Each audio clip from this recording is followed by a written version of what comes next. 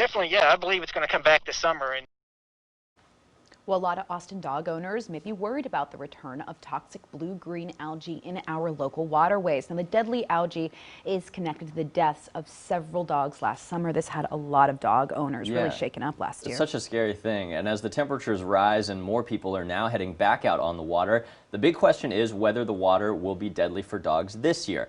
Candy Rodriguez has a closer look. Good morning. The toxic blue-green algae disappears with cooler weather, but experts are already worried it could come back as spring turns into summer.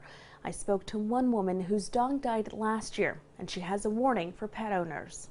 It's been 9 months since Claire Sicardi's 4-year-old golden retriever Harper died after a dip in Redbud Isle. Extremely traumatic. I still am not over it, of course. Claire says the killer was toxic blue-green algae. I had no idea what had happened, and just to see her and the way that she died,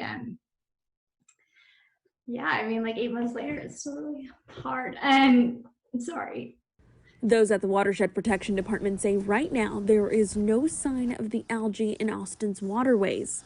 We're going to plan and prepare like it will, and we will hope that it won't. It's such a silent killer. It's such a fast, silent killer. If we can all educate ourselves, I think that would just be so important to not let anyone else go through this that doesn't have to. Thankfully for Claire, there's a new beginning. Charlie. After seeing her story, Harper's breeders contacted Claire. I was just like, Claire, like, I can't believe you didn't tell me, and I don't want to pressure you, but I really want to help you get another dog. Hi, Charlie.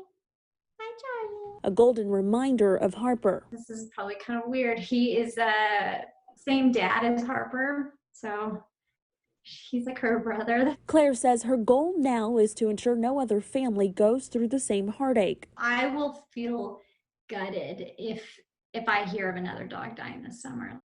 Watershed Protection Department scientists are working with researchers at UT to test the water at Lady Bird Lake, Redbud Isle, Auditorium Shores, and Festival Beach once to twice a week. However, those tests won't start until next month. Back to you. All right, thank you, Candy. Well, Claire says since this happened, she does not allow her new dog Charlie in waterways.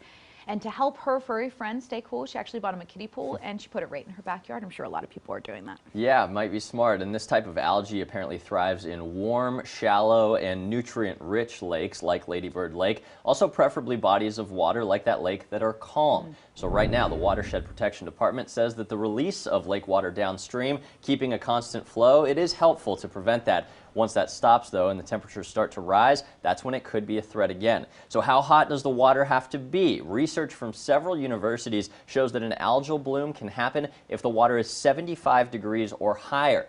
Now, the water temperature above Tom Miller Dam on Lake Austin is 67, and there's no official water temperature taken on Lady Bird Lake, but it is fair to say that right now, Lady Bird Lake is likely cooler than that 75-degree threshold. All right.